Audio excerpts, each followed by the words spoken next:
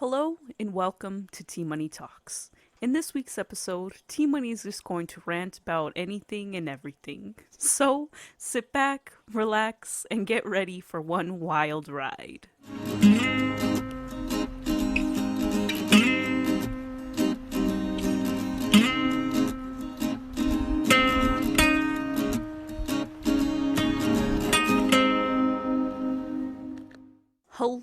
Hello, welcome to another episode of T Money Talks. Before I get started, and before I forget, I would just like to say we have an audience in the house again tonight. I was gonna say something else, but I don't know what I was thinking. Anyways, yeah, so if you hear noise in the background, that's why. Cause I don't know where I'm going with that. I got really stressed out at my computer right before I recorded this because I was gonna do a piano playing podcast because I wasn't really sure what to talk about. But then I spent the time to set it all up. It was a nice time. I set it all up. It looked good. Everything was in the clear. And then I started recording, and then suddenly I sounded like a robot, and it seemed like either my computer was broken or like my microphone. Oh, I hit the microphone, or my microphone or my cable was broken, and it was not a good time. And I got really stressed out and really angry at the same time, but I had to contain myself, and it was hard, and I got really stressed out, and now here we are with a podcast episode with no topic, with no order, with no structure because the setup messed me up, and now I don't know what to talk about. And yeah, but anyways, I'm gonna take that as that I was not meant to play the piano tonight, which sucks, but that's okay. Perhaps another time I'll play the piano. Maybe I'll get called again. Who's to say? But anyway, I don't know. I'm really just gonna kind of talk about whatever I remember to talk about, and then yeah, we're just gonna go from there. So I'm gonna start with the most freshest thing in my mind. Which is Animal Crossing. Animal Crossing, I got I don't even remember when I purchased Animal Crossing. It was probably like a month ago. I feel like, right? A month or 2 months?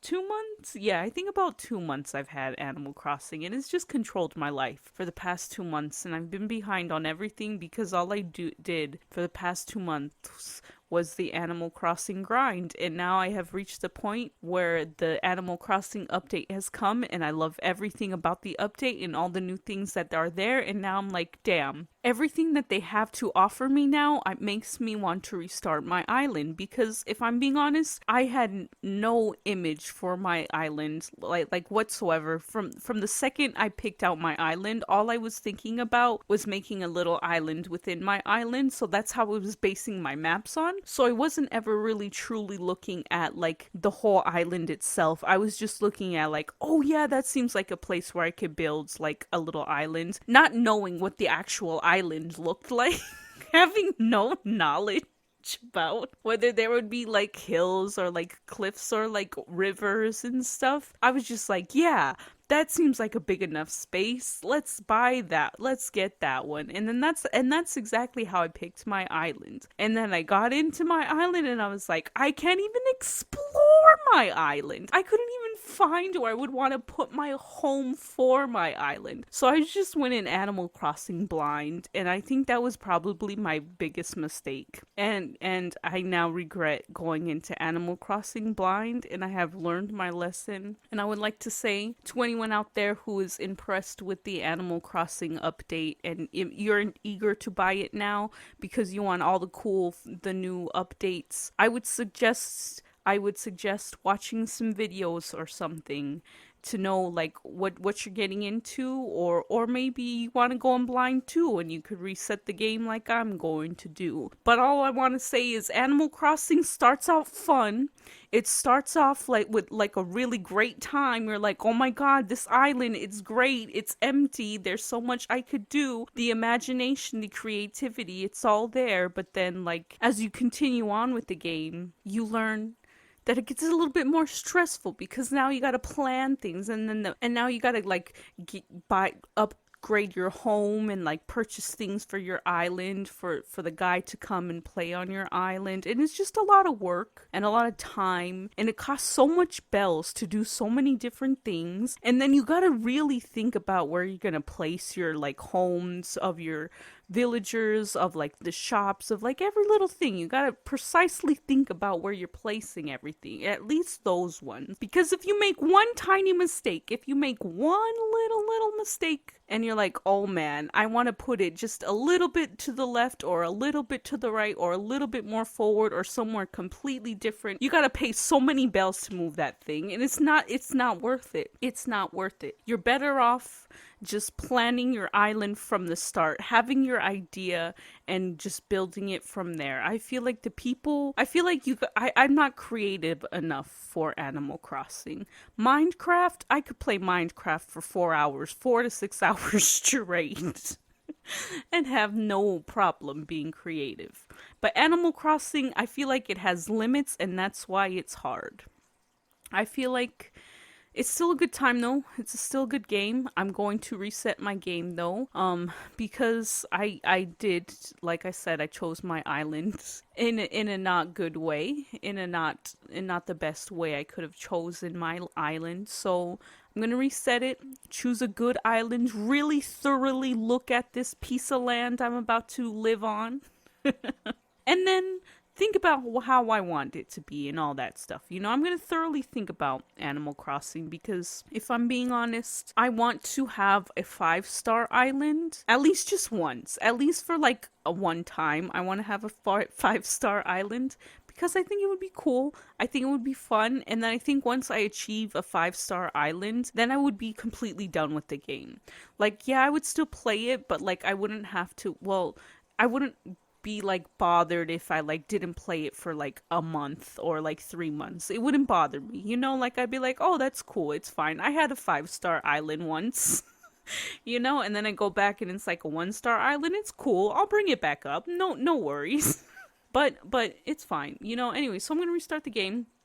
That's the plan. But before restarting the game, I'm going to sell all my stuff and rack up some bells and send my bells to someone to hold them for me. And then, yeah, so then when I can finally visit their island, I'm going to rack up them bells and I'm just going to be balling in bells for no reason.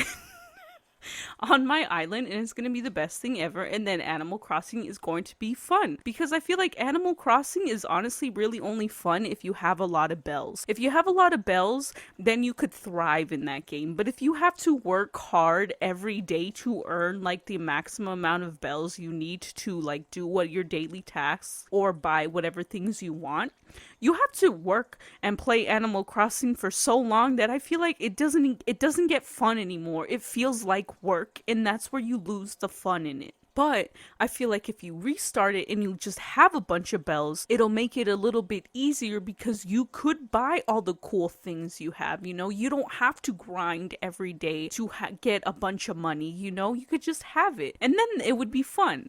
But anyways, that's just my opinion, I should say. That's just how I feel about Animal Crossing. I did enjoy it at first, and now it's kind of making me angry. So now it's time to restart the game and see if I could find that Animal Crossing love again. You know, a good time with Animal Crossing. I feel like Isabelle doesn't really give me the light or like the energy I need when I see her on my screen anymore. I'm like, when I first got Isabelle on my island, it was the greatest thing ever. I loved seeing Isabelle every day. I loved, oh, shook the mic. I loved going into the resident service building and talking to Isabelle. But now it's just kind of like, Isabelle, I don't want to talk to you anymore. I don't know what, you know? So I just lost the thrill of it. So I'm just going to reset it. I'm kind of sad because I spent so much time on it, but it is okay.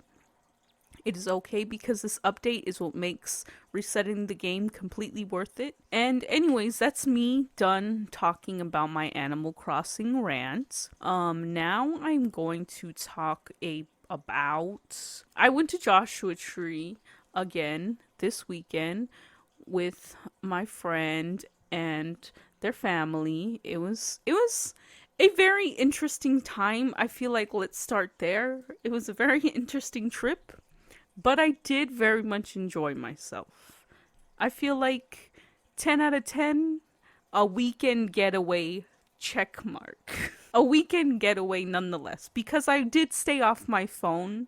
I wasn't on social medias like that, and it was just it was just nice being somewhere that wasn't my room. Because yes, there were times where I was like, damn, I really could have just been in my room right now, like chilling comfortably, you know? But then I thought about it. I was like, yeah, I could have been in my room, but would I have been chilling comfortably? No, I would have been chilling lonely because I don't ever do anything. So then, so like I would have missed my opportunity to do something. So I would have just ended up at my house in my room doing the same thing I do every day, which is make TikToks, do some music maybe, and watch TV. And that's cool every once in a while, but like I've been doing that every day. And then I would have gone to work, but I don't want to go to work. So, even though I had those thoughts, I knew those thoughts weren't valid because I was like, no, it's better. It was a better time spent in Joshua Tree being somewhere else that wasn't my room than had I had spent the weekend at my house. But anyways, now that that is said, let me tell you folks something. Let me tell you something really cool, very important that happened on the trip. Well, not on the trip, on the way to the trip, I should say. On the way to the trip. One of the cool things that happened on the way to Joshua Tree was I drove us.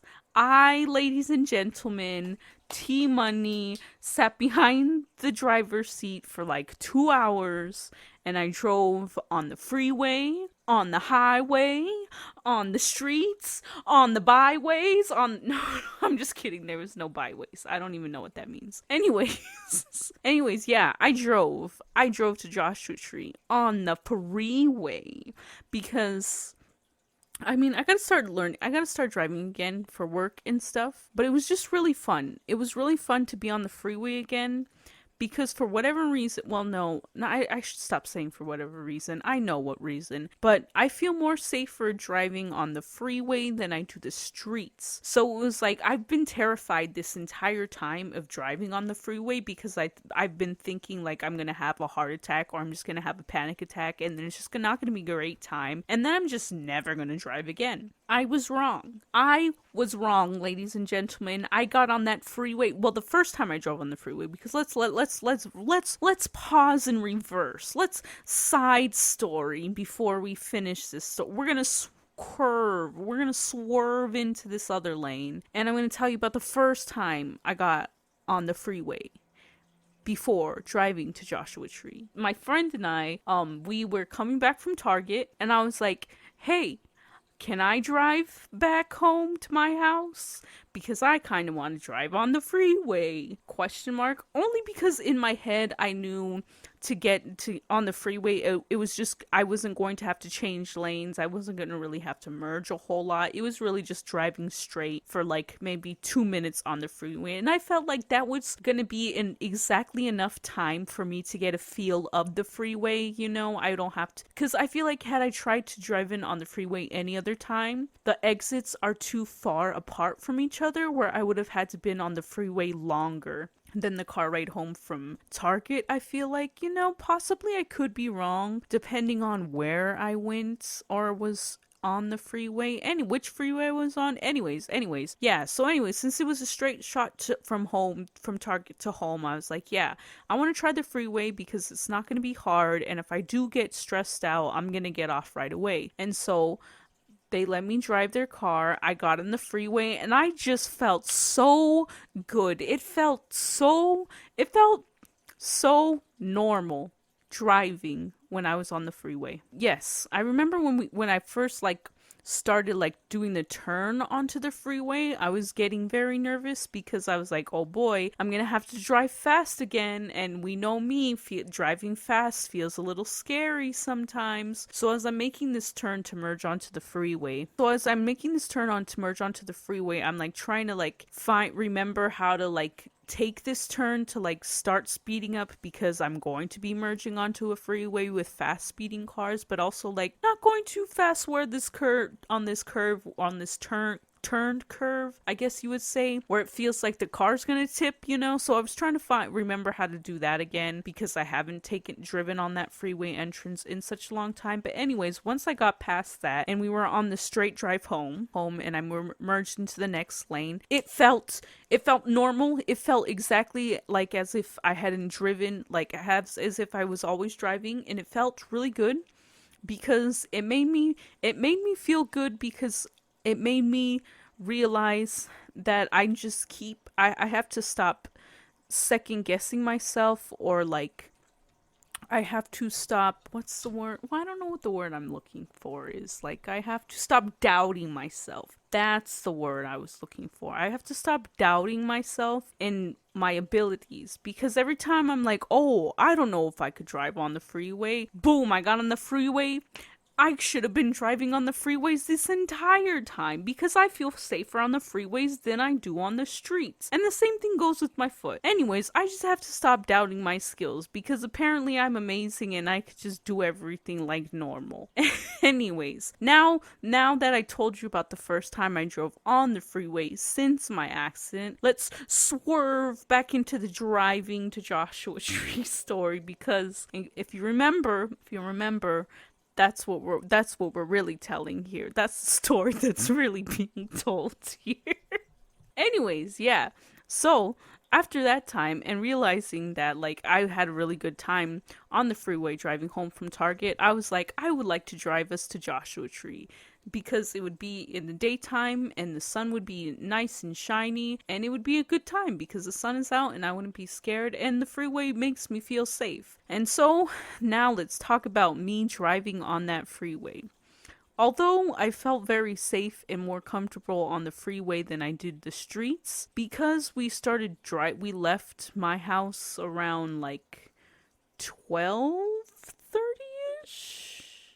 Yeah, around 12:30ish. So it's like kind of the afternoon, where it's like not too much. You would think not too much people would be on the freeway, right? You would think. But however, it was a Friday, so I had to take that into consideration. But I just felt like it would still be it would be like a little chaotic, but not too crazy. And that's exactly what it was. However, there was one point on the freeway, it was in Redlands, where there was like walls on the freeway, or like the like dividers were just a little bit taller than they needed to be, and they were making me feel trapped and claustrophobic. And for a second there, I thought I was gonna have to like take the next exit, and because I thought I was gonna have a panic attack. Like I thought I was gonna like start freaking out on the freeway because of like all the car, because I was also in the middle lane. So not only are the dividers like tall and like making me feel like there's walls, now there's also like cars like, next to me. And then on top of that, I'm also in a kind of small car. And so like there's all these things like just coming into my brain. And then I'm like, oh my god, I'm driving on the freeway and it's been like this long, and and then it's like it was a good time, and now suddenly everything's turning into a nightmare, and now I don't know what to do. But the reason why, but I pushed myself through it, because I was like, no, if I pull over and I get out of this car and I let myself have this panic attack, I'm never gonna drive on the freeway again. So but because there was traffic, it was easier for me, because there was times of like going a little bit fast, and then times of where we're like stopping and going, and it was during the times of like slowing down, of like stopping and going, that it allowed myself to have like the time to like talk to myself, and like I ended up coming up with, well, not coming up with, like I ended up just finding like something to like help calm me every time like I would start to feel like I was gonna have a panic attack. And so I just kind of like kept repeating those same words to myself while I was there, because I really wanted to, like, I didn't want to not make it to Joshua Tree. My goal was to make it to our destination, and our destination was Joshua Tree. And if I didn't make it there, I would have been very disappointed in myself. But I still would have been proud, because I would have made it a lot. I would have made it a ways. I would have driven on the freeway, and that's what counts. But like, I would have been a little sad that I didn't make it fully there, because it would have sucked. anyways, but I did. I made it. But what really helped was me telling myself, I can't remember what movie or TV show it was, or maybe it was my uncle one time when he taught me how to drive. But I'm more than positive it was a movie. I'm more than positive I'm more than positive it was a movie. If you recognize it, I don't know, let me know. But I was like, in my head, every time I would start to get like nervous, I would be like something about like, if I stay calm, then everyone else stays calm.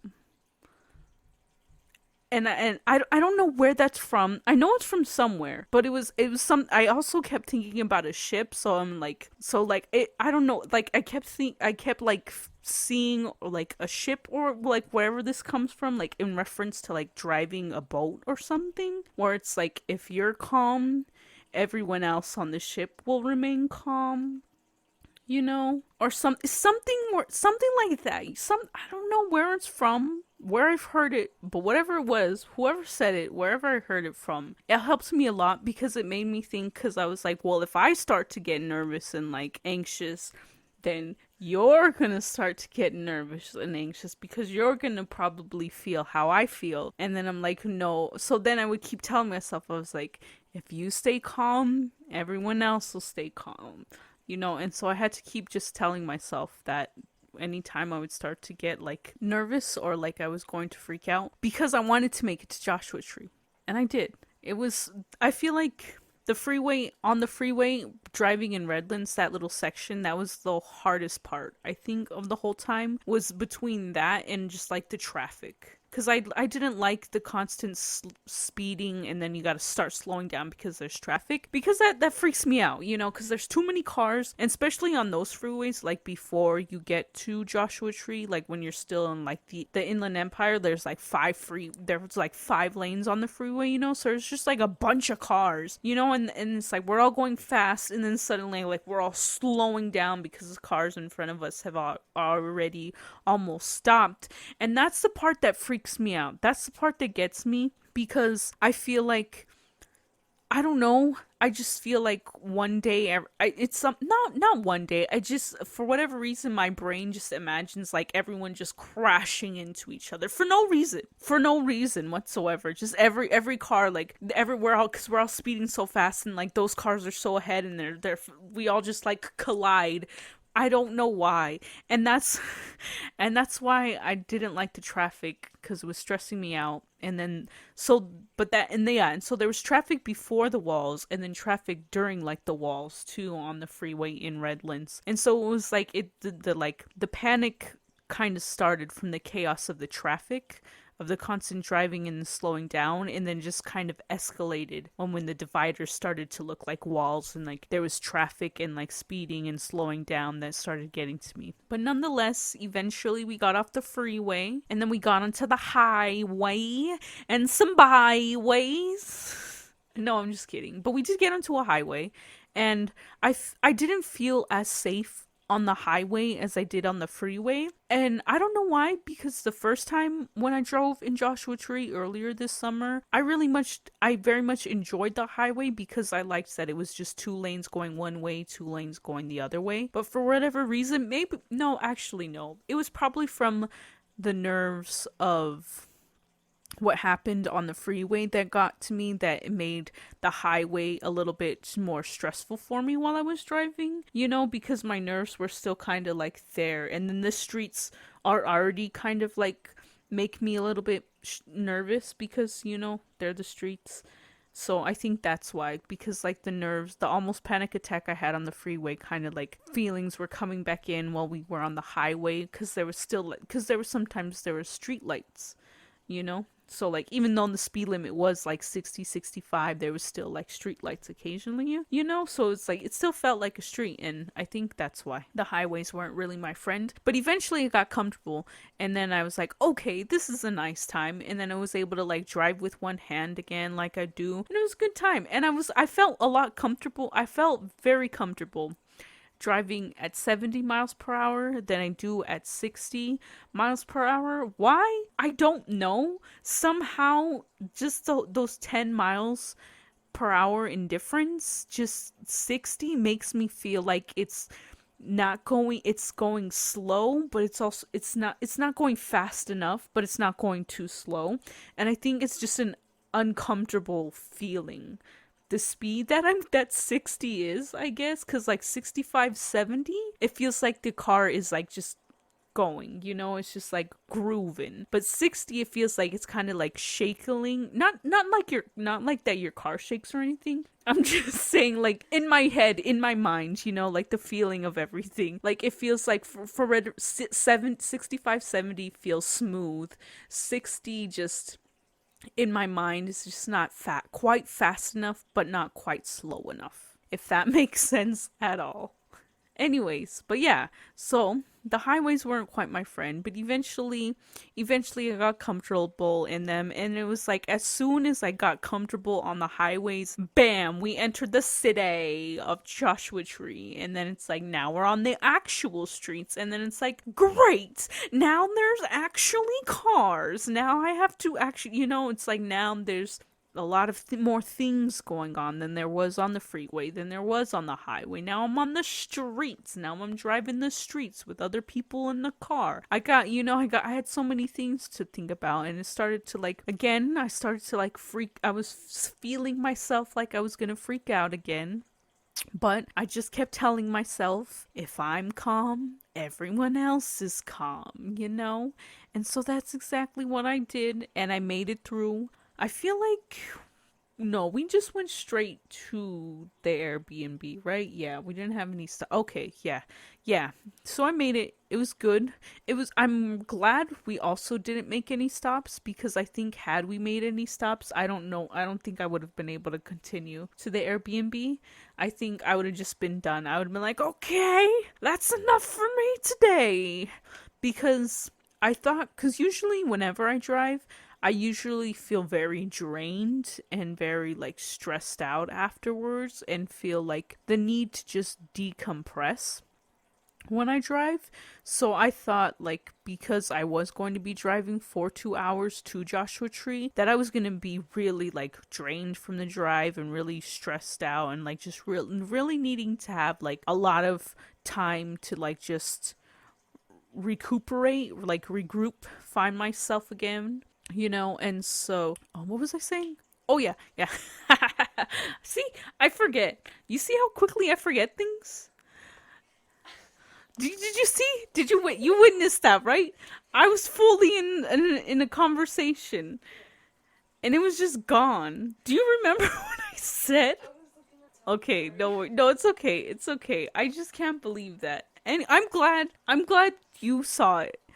I'm glad. Anyways, okay, yeah, oh yeah. And oh yes, I remember. Anyways, so we got to the Airbnb, and then we like had to stop because there was a gate to get into the house. And then I'm like sitting there like in the car, I was waiting to feel like all the emotions. I was waiting to feel drained. I was ready to like scream or do something wild, But then I was just sitting there, and I was like, you know what? I'm feeling pretty good right now. I felt pretty darn great after making it to Joshua Tree, after making it to the Airbnb. Like, even though I had a lot of stressful times, although, like, it kind of stressed me out a little bit here and there, I felt really good when I made it to the destination. Like, I didn't feel a need to decompress or need to scream or need to feel like all these emotions. It was just like, no, yeah, I drive. I did that for like 9 years before anything happened to me, Could have made it 10, Could have made it 10, but I was a week away. Whatever, it's fine. Anyways, but yeah. So I drove to Joshua Tree and it was really cool. We made it to our destination. That was on Friday. Then, what? Okay, yeah. Now I could talk about what we did. Not a whole lot to talk about, but that's okay. Okay because I'm looking at the time that we got, and we're almost out of time here, folks, and that's perfectly fine. So yes, so we get there. We have trouble opening the gate because the code we were given to open the gate wasn't the correct code, right? Yeah, no. So we got the wrong code, so we couldn't even get in. And then somehow we got the gate to open, so we get to the Airbnb, and then I pull up, I park, and then we get out, stretch our legs, try to open the door, because we have the codes and stuff. So get the key and open it up because we all have to use the restroom. We want to put our stuff away, but then here comes the fun part. We can't find the lockbox that holds the key. Then when we finally find the lockbox that holds the key, that code doesn't work either. So then we're stuck waiting for the other people who are joining us to get to the Airbnb to figure out what's going on, only to find out that none of us could get the key to open, and we have to end up calling the host. And then eventually we got in. Eventually we get in. Crazy times.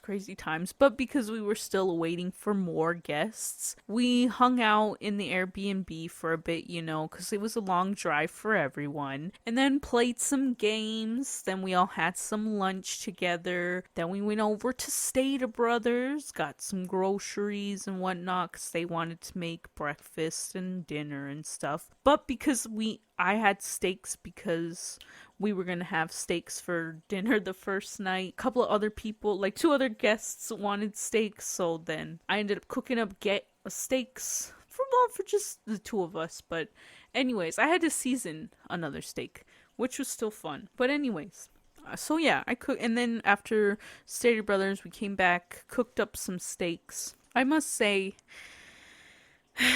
I felt like I could have done the steaks better. I felt like I could have done better because I wasn't really truly in the zone of the cooking, but it's okay. They were still really good. They were still good steaks. They were much better than the first time I cooked them in Joshua Tree, and I am proud of that. I do feel like I gave you a better steak than the first time in Joshua Tree, because it was a lot more like, I feel like, not as I don't want to say soggy, but it was not as like, I don't know. It was good on the first day, not the second day, Yours, right? It was good. I liked it better Yeah, no, the first time you had the steaks, you liked it better the second day. But I feel like this time I cooked it where, like, like, I don't know, I feel like it would have been like just as good, the next day. It wouldn't have been, I don't know. What do you think? I don't know.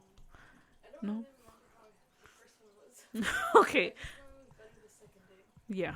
Okay. Anyways, but yeah, I made steaks, and that was that, and then that was that day. Oh, and then we saw the stars. We went out. We went out to the park. We saw some stars. Not for too long. We saw 4 shooting stars. We saw 4 shooting stars, and then the next day on Saturday, we went. Well, Saturday was a bit of a time. We didn't do too much. We went out to a museum. It's a big Noah's Art museum in his backyard. In Noah's backyard, we went out there again. Then we went to Jack in the Box and had some not too good sandwiches. Had to get some refunds. Then after that, I feel like, what did we go after the museum? Did we just go straight to the store?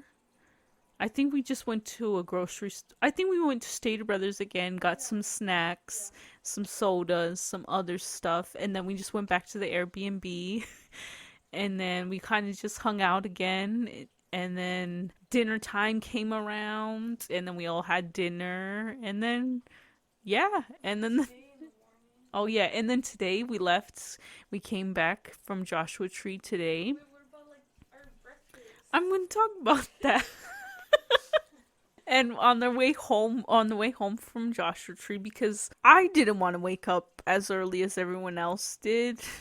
Because I was like, I can't wake up that early. So we didn't have breakfast because we kind of took it easy getting ready to leave and stuff. So everyone kind of had breakfast. So we wanted to get some breakfast.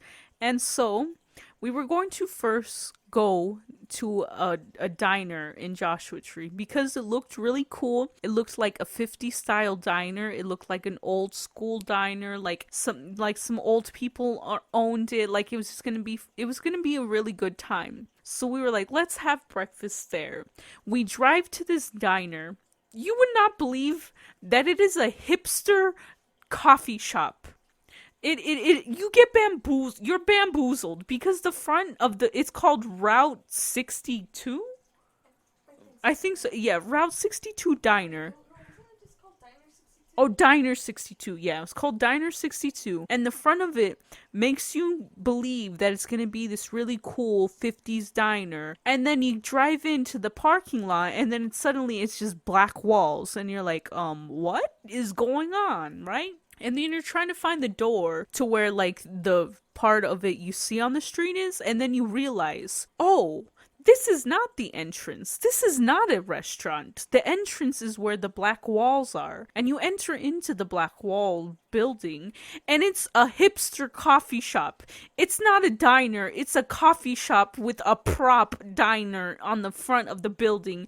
And I was just so upset because I felt like I was going to get ready for some really good breakfast, and I was just filled with disappointment. And then there was this very rude lady, but we're not going to talk about her. We're not going to talk about her. So anyways, so we left because we were bamboozled and the prices, they just weren't right, and we didn't want to get breakfast and they weren't serving breakfast at the time we went there. So sadly, we had to go somewhere else.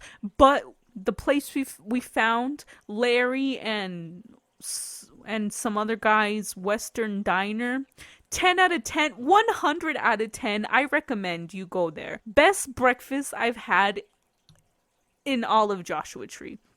All of Joshua Tree, the Western Diner, that's the place to go. The sausages, amazing. I would order a whole plate of those sausages if they would let me. I would sell them out of those sausages. They were amazing. True. I would go. No, I'm going back. I would go back to Joshua Tree just for those sausages. I would go back to Joshua Tree just for that diner. It was that good. But yeah. So although the trip, it had like its highs and its lows, it ended on a very high note when we discovered that diner, because the breakfast I had there, the portions were just the right size. Like, I got full off of breakfast. I don't get full off of breakfast. So that's how you know this restaurant was top notch. Their breakfast fit, like, I couldn't even finish my hash browns because I wanted to finish the sausages because I knew I was getting full. Like, their eggs, amazing. And they made me egg whites, unlike Andrea's. Anyways, and then their sausages were really good. And then the hash browns, they were crisp, exactly how I like them. Like, the entire, like, it wasn't like there wasn't patches of like crisp hash browns. It was like somehow they nailed it to where it's just the entire top of your shoestring hash browns was just perfectly toasted and crisped, and it was just a crunch in every bite. And that is how I love all of my hash browns. I like a little bit of a crunch in my hash browns because I don't like my hash browns to be too soggy.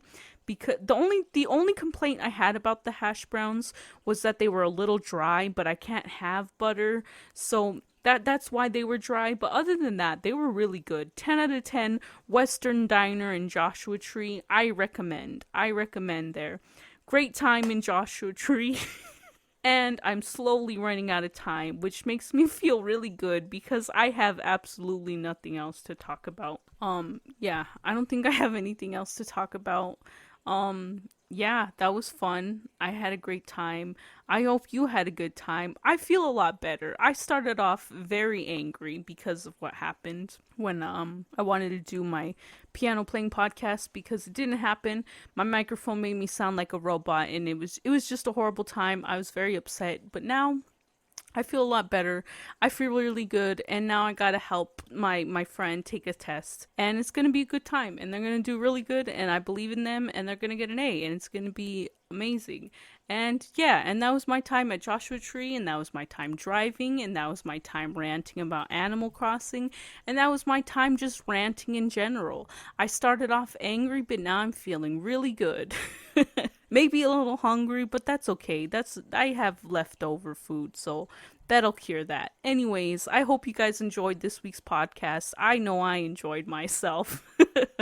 Anyways, until next week, guys, this is T Money saying live your life because you are the only one who gets it. All right, bye.